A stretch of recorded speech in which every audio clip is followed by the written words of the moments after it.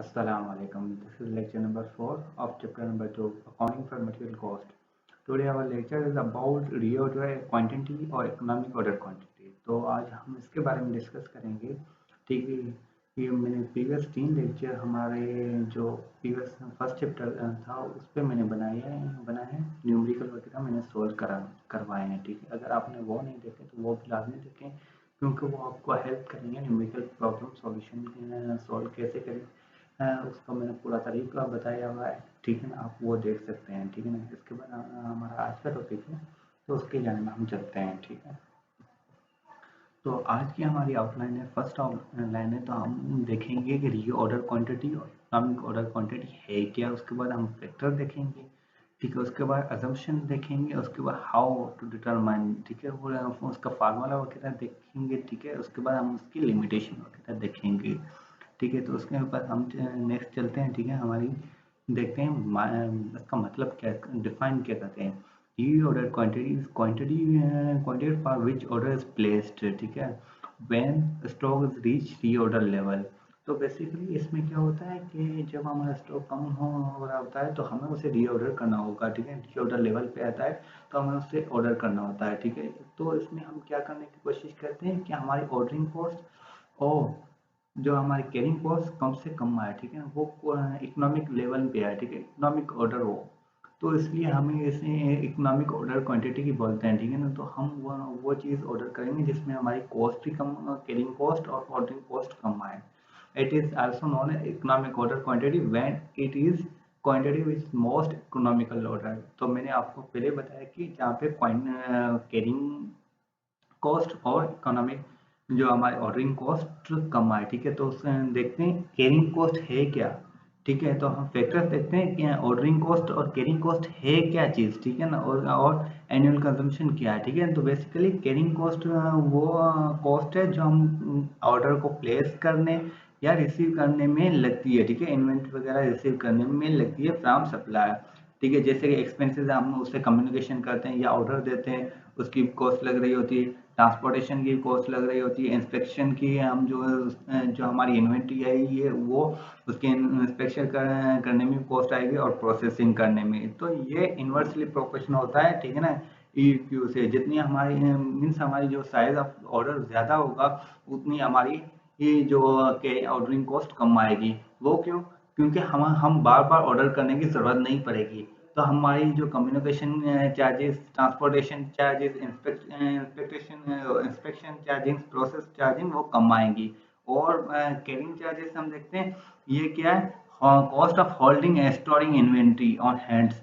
तो बेसिकली ये वो कॉस्ट होती है जहाँ पे हम जो हमारी इन्वेंट्री आ रही है तो उसे स्टोर करने की चार्जेस आ रही है या यूटिलिटीज वगैरह या उसे इंश्योरेंस करते हैं, टैक्सेस वगैरह देते हैं, डेप्रिसिएशन वगैरह, एब्सोलेंस वगैरह हो रहा जो होगी. ठीक है, हमारी इन्वेंट्री तो उसकी चार्जेस होती हैं. ठीक है, तो बेसिकली ये डायरेक्टली प्रोपोर्शनल है. जितनी ज़्यादा साइज होगी हमारी इन्वेंट्री या ऑर्डर की उतनी ज़्यादा आएगी. और आपको एनुअल कंजम्पशन इन्वेंट्री मतलब आप एनुअली कितनी कंजम्पशन कर रहे हैं तो उसे देखते हैं. ठीक है, ये हमारे फैक्टर्स थे.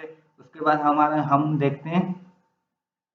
ठीक है, उसके बाद हम देखते हैं अजम्पशन क्या है. ठीक है ना, तो इसमें अजम्पशन मतलब आपको ये चीज़ कांस्टेंट रखनी होगी. ठीक है ना, तो prior knowledge of annual usage of inventory. तो आपको पहले से पता होना चाहिए कि आपकी एनुअल यूजेज कितनी है इन्वेंट्री के. ठीक है, उसके बाद हमारा कांस्टेंट डेट ऑफ यूजेज होगा. ठीक है, ऑर्डरिंग कॉस्ट कांस्टेंट होगी. ठीक है, कैरिंग कॉस्ट कांस्टेंट होगी. जीरो लीड टाइम या डिलीवरी पीरियड मतलब जो आपको सप्लायर से जो इन्वेंट्री आ रही है उसमें कोई भी डिले ना हो. ठीक, ऑन टाइम आपको मिले तो उसे जीरो लीड टाइम या डिलीवरी पीरियड बोलते हैं. ठीक है ना, उसके बाद हम देख लेते हैं. ठीक है, नेक्स्ट स्लाइड पे क्या है. ठीक है, तो हम इससे डिटरमाइन कैसे करते हैं. ईओ की इकोनॉमिक ऑर्डर क्वांटिटी को हम क्या करते हैं, under root two two A O divided by C. ठीक है, तो ए क्या है, हमारी एनुअल कंजम्पशन रेट यूनिट है. ठीक है, ओ क्या है, ऑर्डरिंग कॉस्ट पर ऑर्डर है. ठीक है, उसके बाद कैरिंग कॉस्ट पर यूनिट है. ठीक है, तो ये हमारा फार्मूला आ गया. तो इससे हम ईओ इकोनॉमिक ऑर्डर क्वांटिटी मालूम करते हैं. ठीक है, उसके बाद हम number of order per year कितने हम दे रहे हैं. ठीक है, टोटल एनुअल कंजम्पशन को डिवाइड कर देंगे ईओ क्यू जो हम हमारे पास ये इसकी वैल्यू आएगी उसे डिवाइड कर देंगे तो हमें number of orders per year मिल जाएंगे। उसके बाद ये इकोनॉमिक ऑर्डर फ्रीक्वेंसी, फ्रीक्वेंसी मतलब आपने साल में कितने बार ऑर्डर दिए हैं, ठीक है ना, उसकी फ्रीक्वेंसी क्या है, ठीक है ना। ठीक है, तो हम साल में कितने दिन आते हैं, 365 दिन आते हैं, उसे डिवाइड कर देंगे number of order per year से, तो हमें फ्रीक्वेंसी पता चल जाएगी। और total annual ordering and carrying cost क्या है, तो उसे हम कैसे मालूम करेंगे, तो अंडर रूट 2 AOC मतलब, और ए मतलब ऑर्डर, ए मतलब एनुअल कंजम्पशन रेट, ठीक है, एनुअल कंजम्पशन, ठीक है, यूनिट आपको यहाँ पे ऊपर भी दिखाई दे रहा होगा, ठीक है ना।